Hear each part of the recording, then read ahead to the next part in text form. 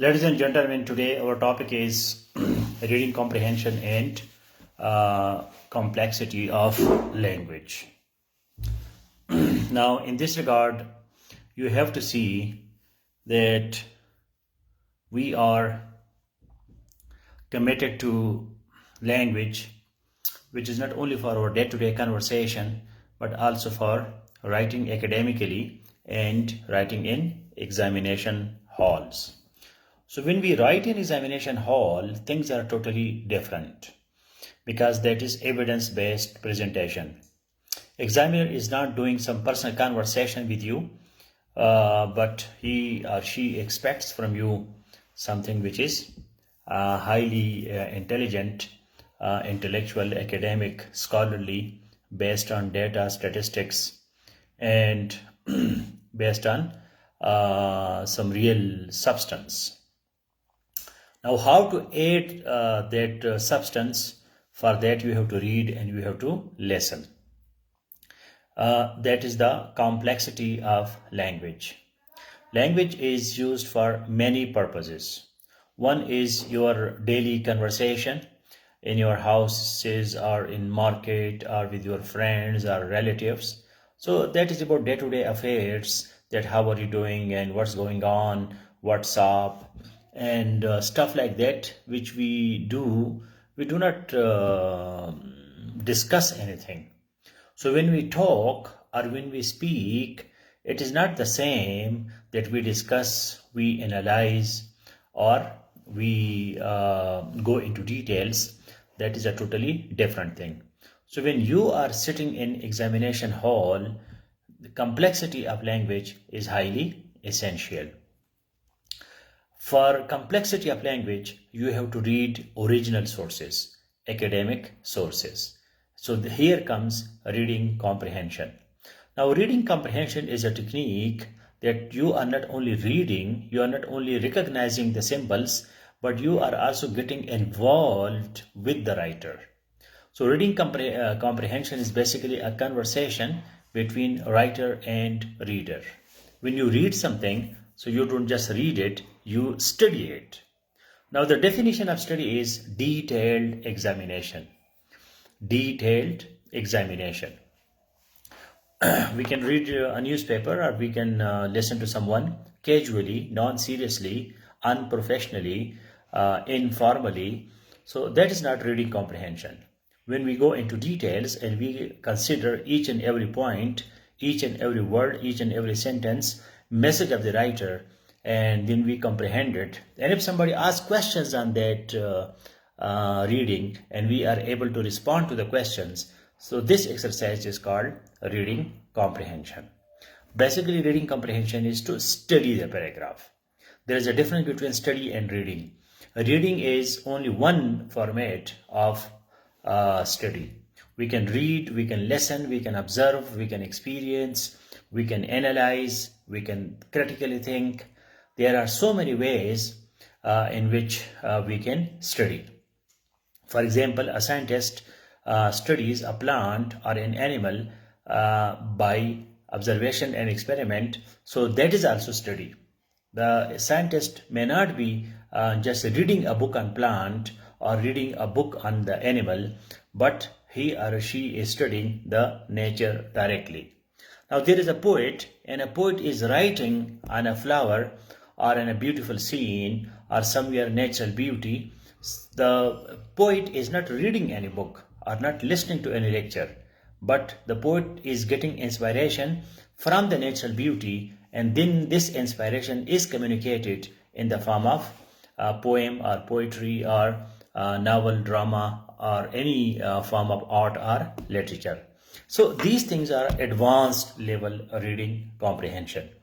In your examination, when you are given a paragraph for reading comprehension, that paragraph is always complicated. That paragraph is not easy paragraph, because that is a challenge.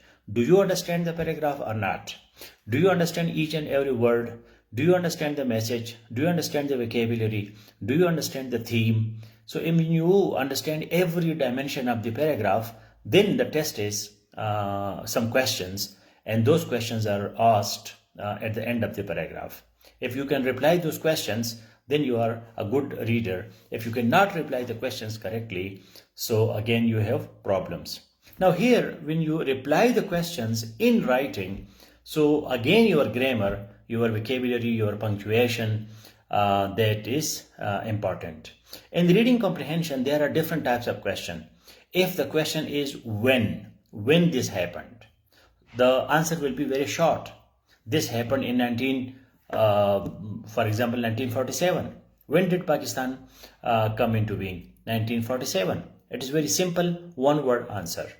But if the question is how Pakistan came into being, or why Pakistan came into being, so this is now the answer will be at least 4 or 5 sentences. Then you have to give. The size of your answer will be bigger than the questions, which is when. The shortest answers are when. The next is what, and the next is how and why. So when we say when, this is very easy to answer. If you have the data, if you have the information. If you don't have the information and data, so the when answers are quite complicated because you are blank. Why, how, what, you can make some sentences. Where is again general knowledge. Where the resolution of Pakistan passed. So you need the exact data, that is Lahore. Lahore is where. When is 1940. And why and what and how, these type of questions need detailed elaboration.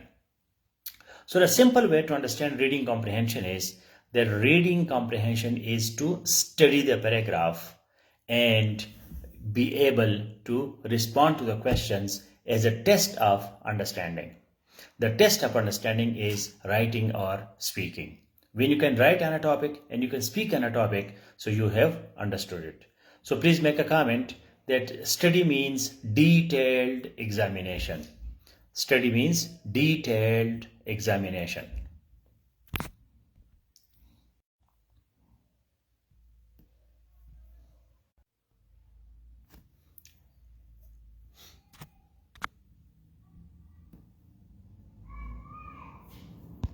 Haris, for your comment. Study means detailed examination. Now, if you have any question on reading comprehension, so please ask. Otherwise, I will go to the next section, and the next section is complexity of language. When we talk about the usual things, so the language is simple. But when we talk about complicated things, then the language becomes complex. For example, the topic is my best friend. So this is a very simple topic and your language will be simple. Who is your best friend? Why he is your best friend? His personality. So that is easy. But when the topic is the purpose of life, so then it is a complicated topic. What is the purpose of life? What is existentialism? What is existential therapy? What psychology says about purpose of life? What philosophy says about purpose of life?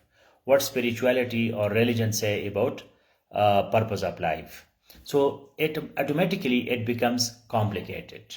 So this is advanced grammar that you can present your ideas on complex topics. When you make your language complex, so there are two ways to make it complex. Number one is the structure of the language. Structure of the language is to use punctuation marks, semicolon, colon, hyphen, brackets. Make the structure with conjunctions, coordinating conjunctions, subordinating conjunctions, and not writing only simple sentences. That is the structure. When we make coordinating conjunction, the sentence is compound. When we make the subordinating conjunction, the sentence is complex. And when we use both, so then that is compound complex sentence. This is the structure of the sentence. And the second is content of the sentence. What do you write in the sentence? Are you going to analyze the economy of Pakistan?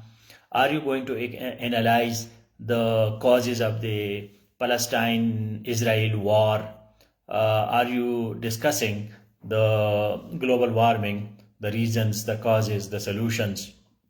So then this content makes your language complex. You can use different figures of speech, you can use idioms, you can use terminology, you can use statistics, you can give references to books, you can give references to writers. So all these things make your language complex. So please make a comment that there are two ways to make the language complex. Number one, structure through conjunctions, punctuation marks. And number two is content. And the content is using terminology, statistics, references. So make a comment. What you listened so far, please write a comment. What did I tell you?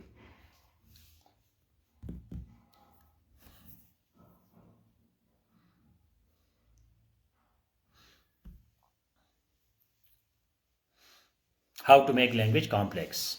Respond to this question.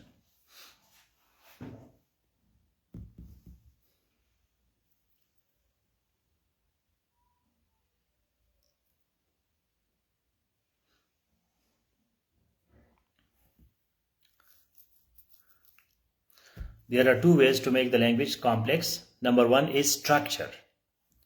Imran Khan, number one is structure. As Saeed Ahmed has written, there are two ways to make the language complex. Number one is structure through conjunctions, punctuation marks. Conjunction, comma, punctuation marks. Number two is content using terminology, figures of speech. आप लोग smart नहीं है, बहुत अजीब किस्म का यार माहौल है, बिल्कुल स्मार्ट नहीं है आप लोग. इतना बोल बोल के मेरा गला थक गया, रिस्पांस जीरो है.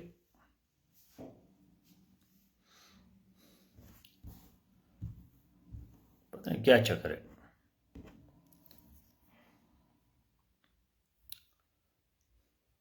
मैं बोल रहा हूं ना, तो मैं जो बोला उसको तो दोबारा सही लिखो.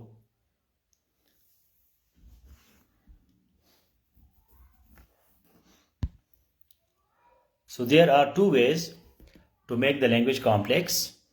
Number one is structure through conjunction using figures of speech, punctuation. मैंने फिगर ऑफ स्पीच नहीं लिखा, लेकिन आपने लिख दिया. मतलब आप लोगों का दिमाग कहीं और होता है. मैं एम ही जो है रेडियो की तरफ बोलता हूं. पार्टिसिपेशन आप करते नहीं है, रिस्पांस आप नहीं देते, फीडबैक नहीं देते. अजीब किस्म के मखलूक के साथ मेरा वास्ता है.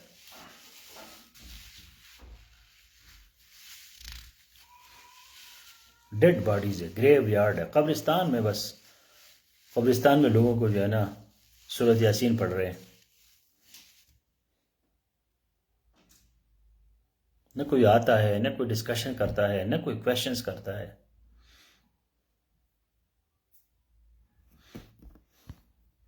न कोई नोट्स पढ़ता है. आपके एक एक नोट के लिए मैं एक एक घंटा ज़ाया करता हूँ.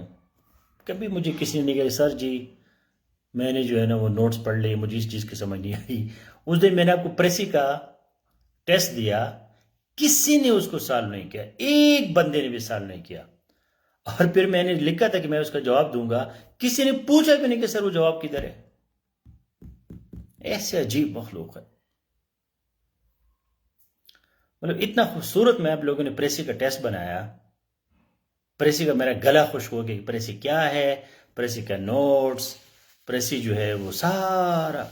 एक बंदे ने मुझे जवाब नहीं दिया और किसी ने पूछे भी नहीं कि उसका वो सलूशन है किधर. इतना ये डेड बॉडीज है.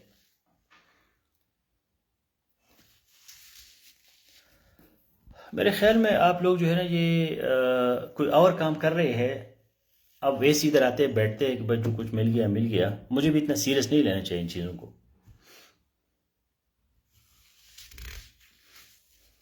अब इंटरनेट का इशू है तो यार जब आप ऑनलाइन कोर्सेज में दाखिला लेते हैं तो आपके पास इंटरनेट तो होना चाहिए ना। ऑनलाइन का क्या मतलब है? इंटरनेट। फिर एडमिशन क्यों लिया जब आपके पास इंटरनेट नहीं है? इमरान खान इस पर सोचते, मेरे ख्याल में ये बंद करते, सारा ये सिस्टम जो है ना ये फजूल है। मेरा भी टाइम ज़ाया होता है, रिस्पांस कोई नहीं है।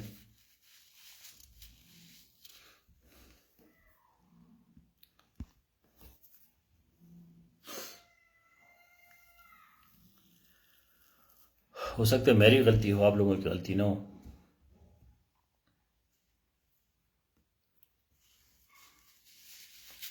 ये वाइंड अप करते हैं, मेरे ख्याल में मैं इसको अनाउंस करूंगा कि ये क्लासेस मासेज जो है ना ये फजूल है, कोई फ़ायदा नहीं है। आप लोगों ने नोट्स आज किसने पढ़े? किसी ने भी नहीं पढ़े। अगर नोट्स पढ़े होते तो आज कुछ तो लिखते ना, कोई बताते। अरे सारी मारी क्या यार, वी आर रियली सॉरी। आप में इतना नहीं है कि तुम 4 लोग मेरी क्लास में बैठे हैं कि यार उनको कहो तो सही, एक एक बंदे को मैसेज करो कि भाई आपका प्रॉब्लम क्या है, क्यों क्लास में नहीं आते, क्यों पार्टिसिपेट नहीं करते। किसी एक बंदे ने प्रेसी का मुझे एक जवाब नहीं दिया, उससे पूछ तो लो कि भाई प्रॉब्लम क्या है। सारी का क्या मतलब है? मेरे सारी को अचार बनाना है सारी से?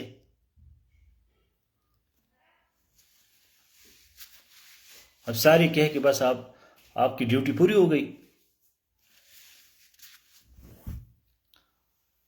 पूछो ना, सर्वे करो, सेफ 2 में करो, उनको अलहदा मैसेजेस करो कि आज हमारा क्लास था रीडिंग कंप्रहेंशन का, 4 लोग बैठे हैं। तो ये पागल है ये कि इधर आके हमारे सामने 4 लोगों के लिए क्लास ले ले?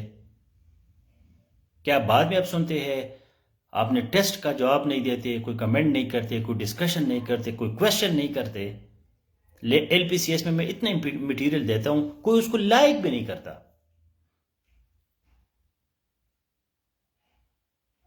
ये तो मायूसी की हद है। हो सकता है हमारे तरीक़ेकार ही सारा गलत हो, ये हम एम ही बस लगे हुए हैं। मतलब इतना मैं हैरान हो गया कि भाई मैंने टेस्ट दिया, एक बंदे ने टेस्ट का जवाब नहीं दिया, और फिर मैंने टेस्ट में क्लियर लिखा था कि यार इसको कंपेयर करें सोल्यूशंस के साथ। सोल्यूशन मैंने कसदन नहीं दिया, किसी ने पूछा भी नहीं कि वो सोल्यूशन किधर है, क्योंकि पता ही नहीं था, उसने पढ़ा नहीं था। तो इस तरह तो आप जिंदगी में कुछ नहीं कर सकते।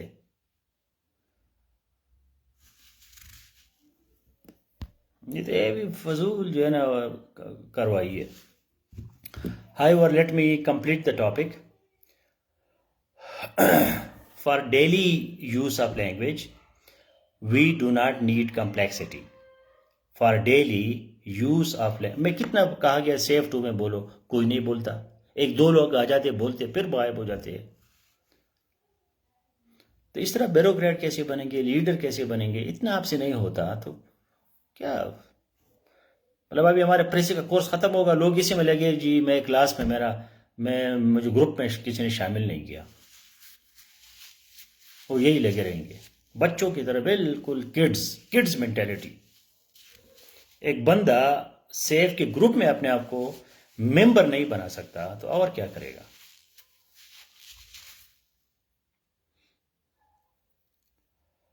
So there are 2 types of language. One is simple language, the other is complex language.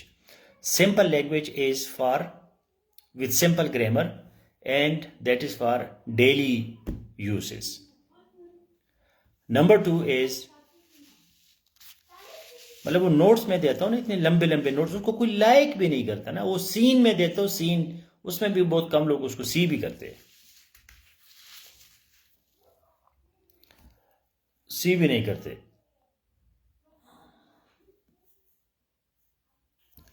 So number 2 is complex language. Now complex language is for academic purposes. जब टॉपिक आपका मुश्किल है,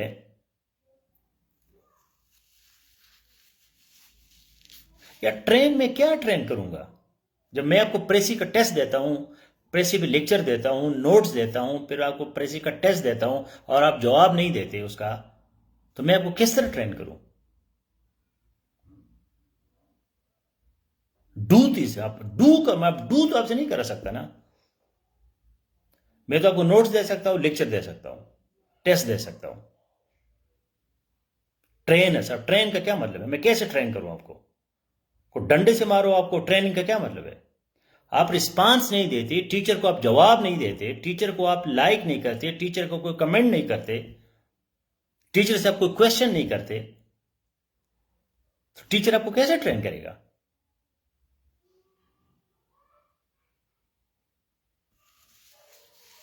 मतलब बेहिसी की इंतहा है, इतना बेहिस कौम।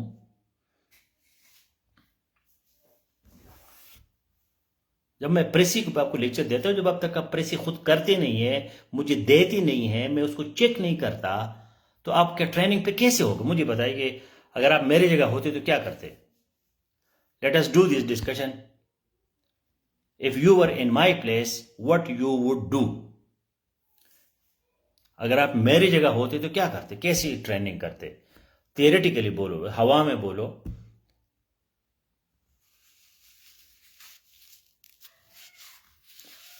सो Imran Khan, please reach out to every person individually, personally. एक एक से पूछो कि भाई क्या मसला है आपका। कोई रिस्पांस नहीं है, कोई वो नहीं है। अगर आप एम ही गपशप के लिए आए हैं तो हम भी फिर आपसे गपशप लगाएंगे। अगर आप सीरियस काम करना चाहते तो फिर सीरियस काम तो इस तरह नहीं होता ना, तो एक्शन का रिएक्शन होना चाहिए। आज जो मैंने आपको नोट्स दिए हैं हारिस हयात खान के, आपने उसको पढ़े हैं? अगर पढ़े हैं तो उसमें थोड़ा सा हमने कोई लिखे, sir excellent notes, I learn the following, या उसको लाइक तो करो ना, उसमें मामूल सा कोई रिस्पांस तो दे दो। मुझे ऐसा लगता है कि मैं कुएं में चीजें फेंक रहा हूं और वहां पता नहीं कोई इसको पकड़ रहा है या नहीं पकड़ रहा, कुएं में कोई है भी कि नहीं है।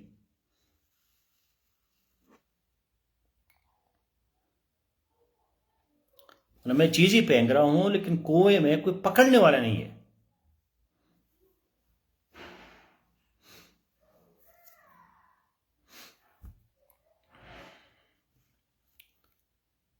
क्या डूइंग वेल? वेल कहीं नहीं होता। मैं अगर डूइंग वेल करता तो आप लोगों का रिस्पांस होता।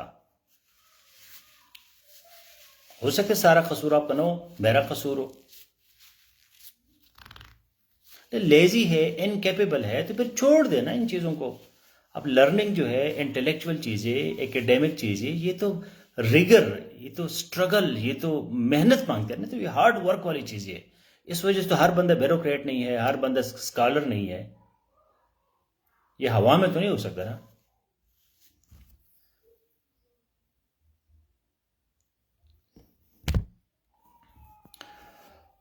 Okay, so now let us do a little practice.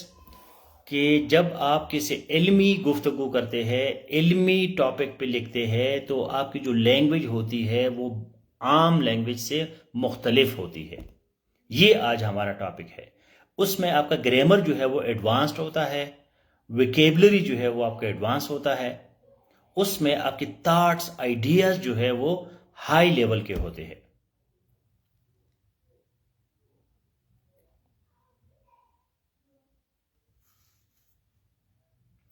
If you are not feeling well, you may get well soon, but at least send me a message. Sir, I am not feeling well. I have seen your Prezi test, but because of my health, I cannot do it. तो फिर teacher मायूस नहीं होता कि यार बंदे को एहसास है, बीमार है, बिजली नहीं है, इंटरनेट नहीं है, कोई इमरजेंसी है, कोई घर में कोई प्रॉब्लम हो गया है, तो दूसरे बंदे को तो बताए ना। अब टीचर यहां खाली क्लास में बैठा है, 4 लोग उसको मुंह उठा के आए हुए हैं, कोई न स्टडी पहले की है, न कोई उनका कोई प्रिपरेशन है। ये नोट्स मैं क्यों आपको सुबह देता हूं? ताकि आप उसको पढ़े, ताकि मेरे साथ कोई इंटेलेक्चुअल, एकेडमिक, कोई कॉम्प्लेक्स डिस्कशन करे।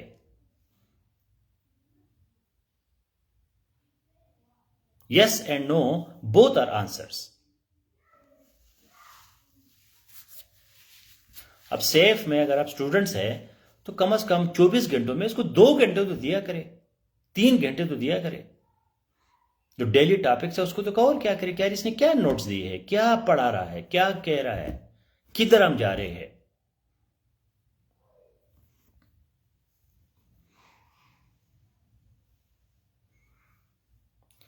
Responsible people respond. Remember, responsible people respond. Those people who are responsible, they do give response. responsibility, response, it is the same thing. जो लोग जिम्मेदार होते हैं तो वो रिस्पॉन्ड करते हैं. मैं बीमार हूं, मैं ठीक हूं, मैं इधर हूं, मैं उधर हूं, सब ठीक है, सब गलत है, कुछ ना कुछ मुंह से टाइप करके निकालते हैं. तो कब्रिस्तान में लोग होते हैं, मरे हुए डेड लोग, वो कुछ नहीं करते, खामोश होते हैं. एम्पैथी ये है कि मैं अगर इस जगह बंदे की जगह होता जो हमारे लिए इतनी बड़ी बड़ी नोट्स डेली देता है, लेक्चर देता है, तो मैं उसको कोई रिस्पांस तो दे दूं. So responsible people are those who respond. Responsible responds. Thank you, Saeed, but you should do this thing before I tell you. If you are going to Kustan, make a post on Safe2 that I am going to Kustan, this is my plan, I will be away for 2 days. अगर Safe2 में आप शर्माते हैं कि लोग आपको मारेंगे, गालियां देंगे, आपकी अंग्रेजी ठीक नहीं है, आपको कोई रिश्ता नहीं देगा, तो अभी तो मैंने वो भी सिंपल कर दिया कि यार मुझे व्हाट्सएप पे डायरेक्ट मैसेज करो. पहले लोग टेस्ट में ऐसे नहीं देते थे, ये लोग हमारी गलतियां देखते हैं, हमारे मार्क्स देते हैं, हम शर्मिंदा होते हैं. मैंने कहा मुझे डायरेक्ट भेजो, मैं उसको शाये नहीं करूंगा. अगर आपको डर है लोगों से, वो भी ऑनलाइन लोगों से जो आपको कोई नहीं जानता, लेकिन ये इतने एहसास कमतरी के मारा हुआ कौम है कि जी नहीं जी मेरा इज्जत का जनाजा निकलेगा.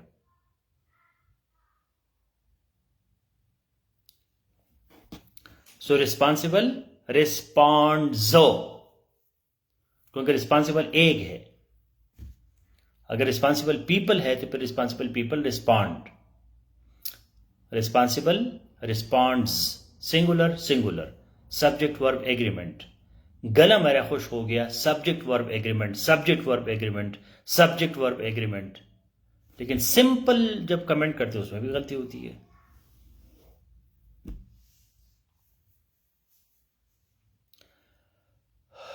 Consciousness, focus, that is highly important. So let us now write on a complex topic. Use some punctuation which you usually do not use. Use conjunctions, which is the structure part, and give some statistics, references, so that your language appears complex and academic. Write on Palestine, write on your village, write on Kashmir, global warming, Pakistani education system.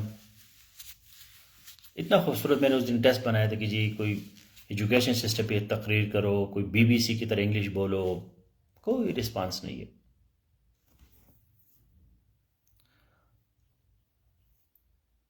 Now write on a topic, any topic of your choice, but make it complex. Don't write it like an ordinary person.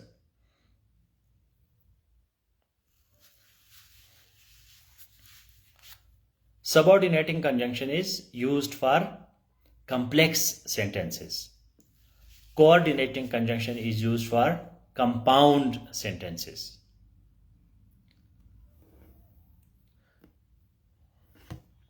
For example, I am Naeem Khan and I am your teacher.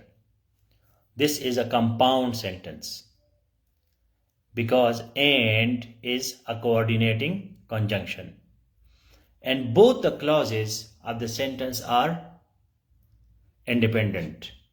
I am Naeem Khan, ये एक पूरा जुमला है. I am your teacher, ये एक पूरा जुमला है बजाते खुद, लेकिन हम दो जुमलों को मिलाते हैं. I am Naeem Khan, I am your teacher, ये दो जुमले हैं अलग अलग, सिंपल सेंटेंसेस है.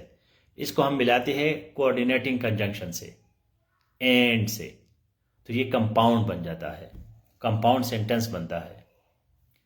अलग अलग पे आप लिख सकते हैं फुल स्टॉप लगा के.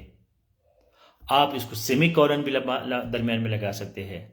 I am Naeem Khan, semi colon, I am your teacher. आपके पास 3-4 चॉइसेस है. ये स्टाइल है, this is called stylistics. Style और ग्रामर में ये फर्क है कि ग्रामर तो रिजिड है, ग्रामर में तो आगे पीछे नहीं जा सकते। स्टाइल आपके पास चॉइस होता है, स्टाइल जो है वो आपके पास चॉइस है। ठीक है, I am Naeem Khan full stop, I am your teacher full stop, एक ये स्टाइल है। I am Naeem Khan and I am your teacher, एक ये स्टाइल है, हमने कोऑर्डिनेटिंग कंजंक्शन लगाया। I am Naeem Khan semicolon I am your teacher. एक और स्टाइल होता है नईम खान कोलन लगा के योर टीचर। नईम खान कौन है? योर टीचर है, तो कोलन दो नुक्तों वाला, वो भी एक स्टाइल है। सबऑर्डिनेटिंग कंजंक्शन जो है वो भी एक स्टाइल है। When Naeem Khan is teaching I am in the class. When is subordinating conjunction because that is not an independent class, that is a depending class. Depending. When Naeem Khan is in the class, जब Naeem Khan class में होता है, तो ये पूरा जुमला नहीं है, इस वजह से ये सबऑर्डिनेट मातहत कंजंक्शन से इसको शुरू किया गया। तो all these are different styles and you can use it, but sometime one style is better, sometime another style is better, but all the styles are correct. Yes, it is a complex sentence because it starts with the subordinating conjunction.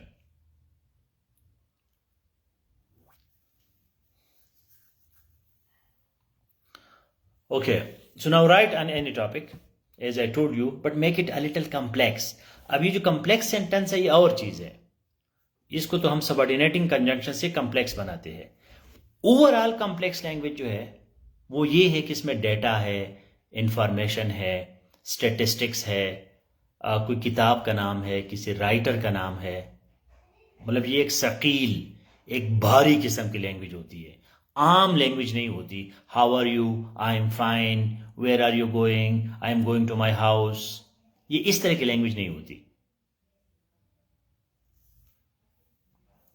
अब मैं आपको level जो है ना बढ़ाना चाहता हूं, मतलब ये सबऑर्डिनेटिंग कंजंक्शन, कोऑर्डिनेटिंग कंजंक्शन, ये तो बहुत बच्चों वाली चीज है। तो गूगल में डालो, यूट्यूब में डालो, सेव 5 में लिखो, आपको 50 चीजें इसमें मिलेंगी। आगे जाओ, इनको यूज करो। एडवांस ग्रामर ये है कि इसको यूज करो, उसको समझो मत, उसको यूज करो अपने कंपोजिशन में। छोड़ो ये कॉम्प्लिकेटेड नहीं है, ये आप इससे निकल जाओ। ये प्राइमरी क्लास की, ये 8वीं क्लास की चीजें हैं कि सबऑर्डिनेटिंग क्या है, कोऑर्डिनेटिंग क्या है। ये मैट्रिक लेवल की, प्राइमरी लेवल की चीजें हैं।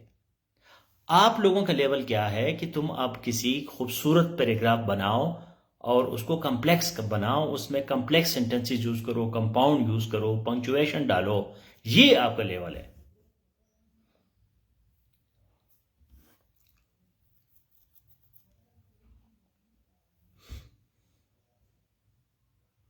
अब डरो मत, लिखो। ग्रामर अगर गलत है मैं उसको ठीक करूंगा। अपने माइंड यूज करो, इमेजिनेशन यूज करो, क्रिएटिविटी यूज करो।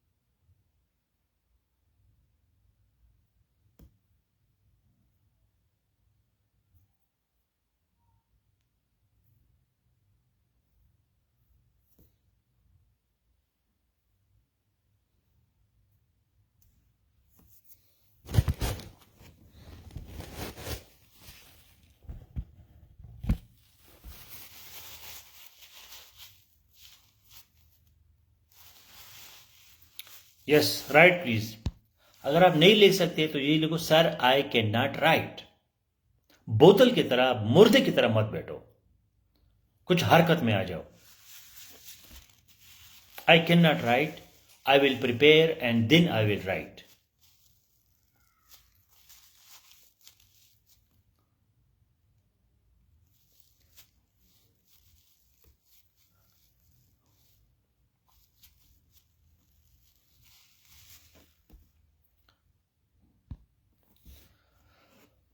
Charsadda is the land of my ancestors and a beautiful landscape and has a beautiful landscape. And it has a beautiful landscape. अब लैंडस्केप जो है उस ज़मीन को कहते हैं जिसमें खूबसूरती हो। जो ये खूबसूरती वाली जो ज़मीन है उसको लैंडस्केप कहते हैं। एंड अ ब्यूटीफुल लैंडस्केप क्या है? इमरान खान तुम कब सुधरे हो यार, कब तुम्हारा ये जो है ना लैंग्वेज इस लेवल से तुम निकलोगे? एंड अ लैंडस्केप, एब्रप्ट, एकदम से खत्म किया। Chasade is famous for its fertile land, a lot of vegetation, trees and abundant of water. अब देखो ना आपका, अब ये मेरे साथ इमरान खान पता नहीं साल से लगा है कि कितने अरसे से है, पार्ट्स ऑफ स्पीच इसने मेरे मुंह से 50,000 दफा सुना है, लेकिन इसको मजा ये आता है कि भाई मैं पार्ट ऑफ स्पीच उसको पढ़ाओ, बस उसको यूज उसने नहीं करना। एबंडेंट ऑफ वाटर कभी सुना है आपने? एबंडेंट जो है ये एडजेक्टिव है, एबंडेंस जो है वो नाउन है। एबंडेंस ऑफ वाटर, पानी की कसरत, पानी का ज्यादा होना, तो उसके लिए क्या यूज करोगे? Abundance. There is abundant water, पानी ज्यादा है, एबंडेंट वाटर। पानी की ज्यादती, ज्यादा होना, एबंडेंस।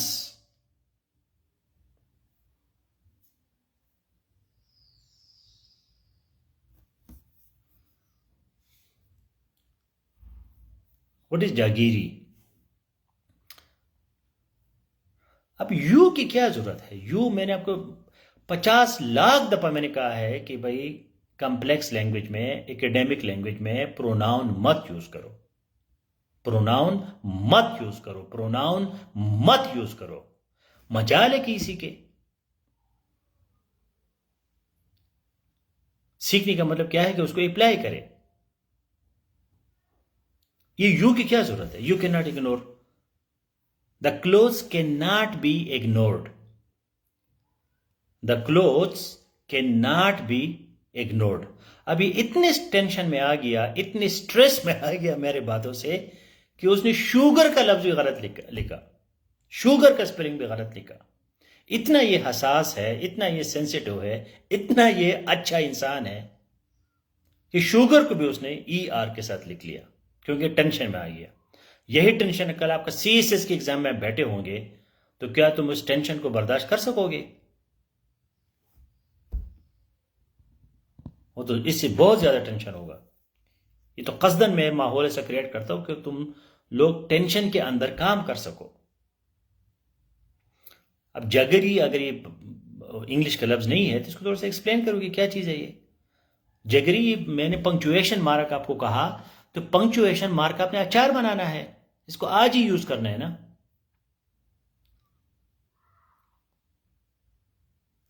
जगरी के साथ ब्रैकेट में लिखो ब्राउन शुगर। अब किसी को क्या, मुझे खुद नहीं पता कि जगरी क्या चीज है क्योंकि मैं चरसदी का नहीं हूं।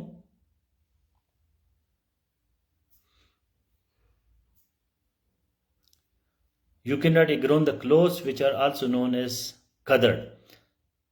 The clothes called qadar cannot be ignored. बस यू की कोई जरूरत नहीं है।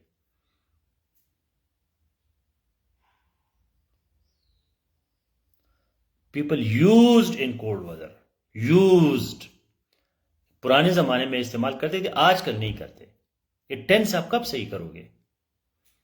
ये प्रेजेंट टेंस, पास्ट टेंस, ये तो 50 लाख दफा आपने सुना है, इसको यूज कब करोगे? Which the people use in cold colour. अब यूज्ड और यूज में जमीन आसमान का फर्क है।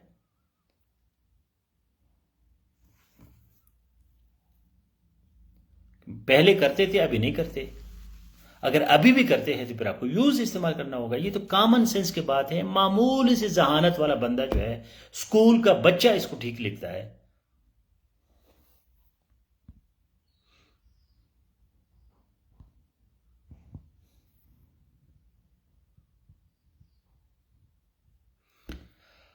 Primary level education in Khyber Pakhtunkhwa is facing many issues which disturbs the whole base of education system of the province.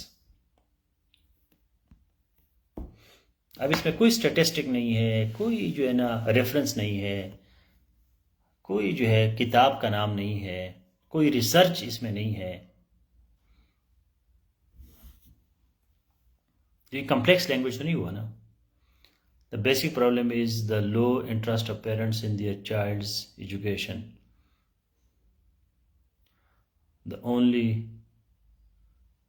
only send children because of the programs like this and ASAS, as many of the belongs to, अब ये कौन सा अंग्रेजी है यार, many of the belongs to lower class, many of them belongs नहीं belong, ये subject verb agreement है, belong to lower class and these programs are providing them some monetary help. These program provide या are providing, जब आप ing लगाते हैं तो उसका are is was ये तो होता है ना।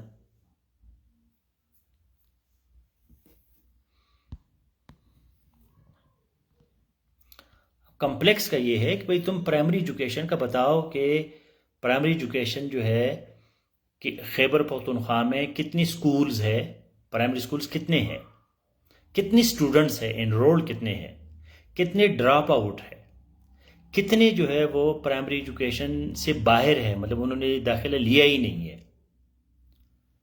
ठीक है, प्राइमरी स्कूल में कितनी टीचर्स है, प्राइमरी स्कूल का जो ऑर्गेनाइजेशन है वो क्या है, उसका डीजी होता है, डायरेक्टर जनरल होता है, डायरेक्टर होता है, सेक्रेटरी होता है, क्या है।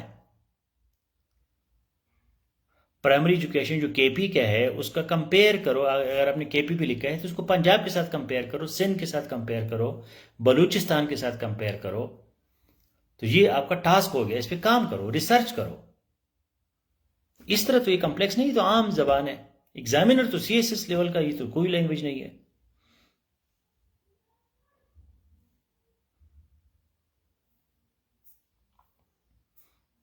कोई डेटा दे दो, स्टैटिस्टिक दे दो, कोई एविडेंस दे दो, कोई गवाही दे दो।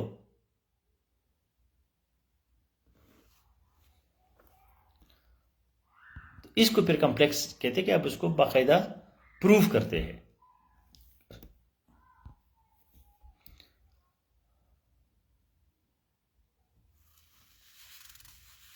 Naeem Khan is a foreign service officer. He qualified both PMS and CSS exams. जब तुम दो इम्तिहान की बात कर रहे हो तो प्लूरल लिखो इसको, दो इम्तिहान मैंने पास किए ना। कॉमन सेंस की बात है, अलर्टनेस की बात है, स्मार्ट होने की बात है, कॉन्शियस होने की बात है। नाम दो लिख रहे हैं, पीएमएस और सीएसएस, और उसका जो है नाउन एक लिखते हैं, एग्जाम। ये कोई बहुत मुश्किल चीज है जिसको मुझे आपको समझाना पड़ता है।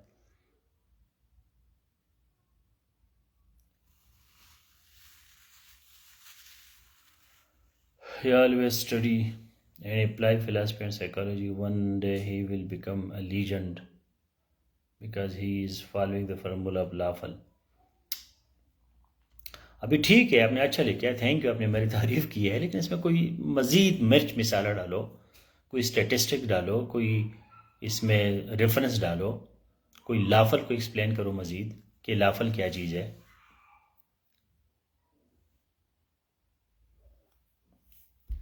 ग्रामर के लिहाज से ठीक है, एक ग्रामर की गलती है सिंगुलर प्लूरल का।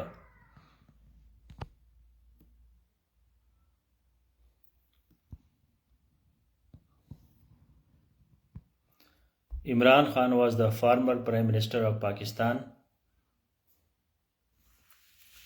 अब ये जो है ना, ये मतलब ये भी कॉमन सेंस की बात होती है, स्मार्ट होने की बात है कि भाई Imran Khan was the prime minister of Pakistan. बस बात खत्म। जब आपने वाज लगा दिया तो वाज के साथ फार्मर आप कैसे लगा सकते हैं? वाज फार्मर क्या वो मर गया? अभी भी जिंदा है ना, अभी भी तो वो फार्मर है। या सिंपल लेकिन Imran Khan the farmer prime minister of Pakistan came into power in 2018। मतलब मेरे इन नोट्स का, लेक्चरों का कोई फायदा नहीं है। अब वही है जो थे, कोई फर्क नहीं आ रहा। अब मैं आपको कहता हूँ कम्प्लेक्स लिखो, कंपाउंड लिखो, कोऑर्डिनेटिंग कंजंक्शन लगाओ, सबऑर्डिनेटिंग कंजंक्शन लगाओ, सेमीकोलन लगाओ, कोई नहीं है भाई। अपनी स्टाइल को आप लोगों ने चेंज करना है। जो मैं आपको कहता हूं उस पर आपको अमल करना है। तो आप इसको इस तरह लिख सकते हैं अपने सेंटेंस स्ट्रक्चर को। Imran Khan the former prime minister of Pakistan came into power in 2018 with the help of the establishment, and he spent 3 years in power but did not fulfill their promises। बंदा एक है, इमरान खान एक बंदा है, लेकिन उसने क्या लिखा है? their promises। अब ये गलती जो है ना, मैं कैसे ठीक कर सकता हूं यार? इमरान खान सिंगुलर है और इसके लिए ये यूज करता है दियर। अभी अकल का प्रॉब्लम है, दिमाग का मसला है, दीवानगी है, नफ्सियाती मरज है, क्या है? अंधापन है।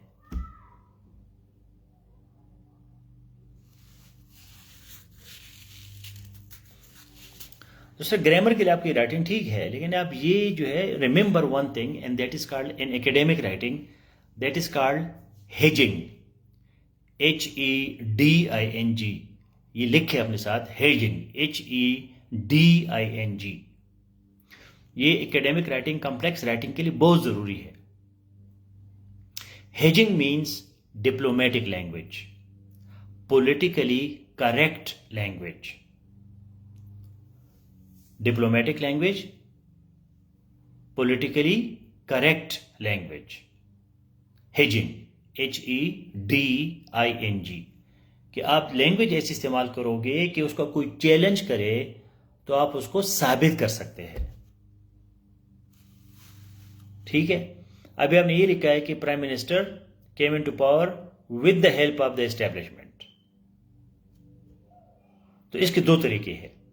या तो आपके पास कोई बाकायदा प्रूफ है कि किसी रिसर्च पेपर में, किसी अखबार में ये आया है, प्रूफ हुआ है कि जी इमरान खान जो है वो एस्टेब्लिशमेंट के वजह से प्राइम मिनिस्टर बना है। So you will write according to this source. जो सोर्स है उसका नाम लिखे, Imran Khan came into power with the help of establishment. अगर आपके पास प्रूफ नहीं है, सबूत नहीं है, किताब नहीं है, कोई रिसर्च नहीं है, कोई अदालत का फैसला नहीं है, तो हेजिंग इसको कहते हैं कि इसको तुम गोल मोल करो। गोल मोल को हेजिंग कहते हैं। डिप्लोमेटिकली करेक्ट, पॉलिटिकली करेक्ट, कि it is widely known as reported या reportedly according to some people, it has been he has been accused that, according to an accusation, एक इल्जाम के मुताबिक। ये डायरेक्ट आप नहीं लिख सकते कि एक बंदी को कहते जो एस्टेब्लिशमेंट के थ्रू आया है, वो चीखता कि मैं नहीं आया हूं, या उसके लोग कहते कि हम नहीं आए हैं, और तुम उस पर इल्जाम लगा रहे हो। आपके पास कोई सबूत भी नहीं है और आपका लैंग्वेज जो है उसमें हेजिंग भी नहीं है। हेजिंग जो है ये झाड़ भाड़ को कहते हैं। जो फसल है ना, उसको जो भाड़ होता है आगे पीछे, तो उसको हेजिंग कहते हैं। वो भाड़ हम इसलिए लगाते हैं कि हम अपने आप को बचाए कि दूसरे लोगों के जानवर हमारे खेतों में न आए, उसको हेज कहते हैं। तो हेजिंग ये है कि आप अपने आप को लीगली महफूज बनाते हैं। पाकिस्तान में कोई कल्चर नहीं है, हम तो हर किसी पे इल्जाम लगाते हैं, हमारे पास कोई सबूत नहीं होता, बस बोलते रहते हैं।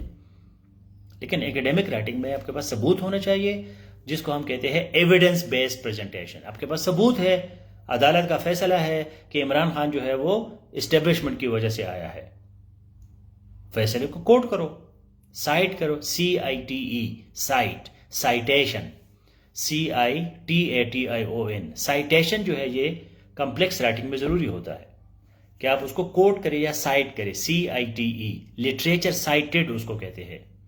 जो भी आप रिसर्च लिखते हैं तो उसमें एक पोर्शन होता है लिटरेचर साइटेड, कि भाई मैं जो बात कर रहा हूं मैं कहाँ मैंने चीज़ कहाँ के बेस पे मैं बात कर रहा हूं। या अगर आपके पास नहीं है, सबूत नहीं है, तो फिर हेजिंग करे, डिप्लोमेटिकली करेक्ट लैंग्वेज करे। अगर कल कोई आपको पकड़ के जी बताओ कि जी मैंने यूजुअली लिखा था, यूजुअली, आमतौर पर, यूजुअली इट इज सेड, लोग कहते हैं, अखबार में तो आता है, मेरे पास सबूत नहीं है लेकिन मैंने हेजिंग लिखी है अपने लैंग्वेज में, मेरे पास हेजिंग है।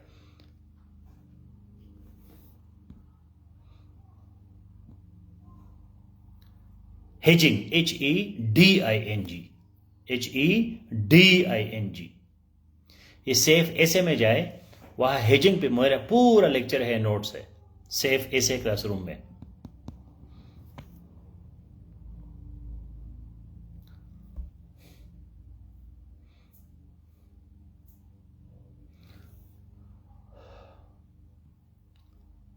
The cessation of war between Hamas and Israel does not seem, rather it has been escalated, and the death of Gaza Strip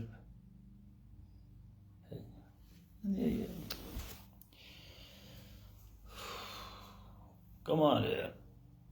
मैंने कॉमन सेंस आप लोगों में नहीं है, आप लोग स्मार्ट नहीं है। Death of toll of Gaza strip तो नहीं होता ना। गजा स्ट्रिप जो है वो तो नहीं मर रहा, उधर लोग मर रहे हैं।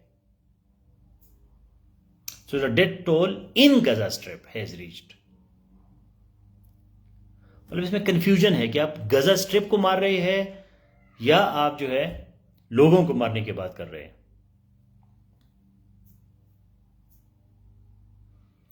क्लियर लिखा करें, toll reminds the genocidal attempt of Hitler. Genocidal attempt नहीं था ना, आप खामखा जो है उसको जेनोसाइडल अटेम्प्ट का वर्ड की क्या जरूरत है।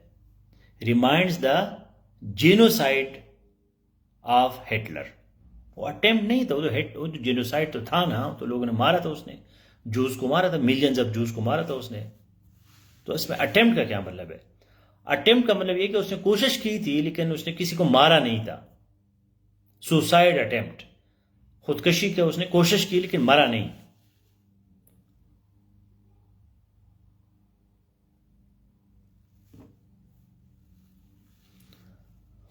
All in vain, VAIN। Rahmatullah Khan, तुम भी मेरे साथ 4-5 महीनों से लगे हो, लेकिन प्लीज जरा सीरियस हो जाओ। जो रीडिंग करते हो उसको, रीडिंग को पढ़ो ताकि उन्होंने कैसे लिखा है उसी तरह आप लिखा करें। वैन जो है VAIN, ऑल इन वैन। ये जो वैन है VEIN, इसका मतलब है रग।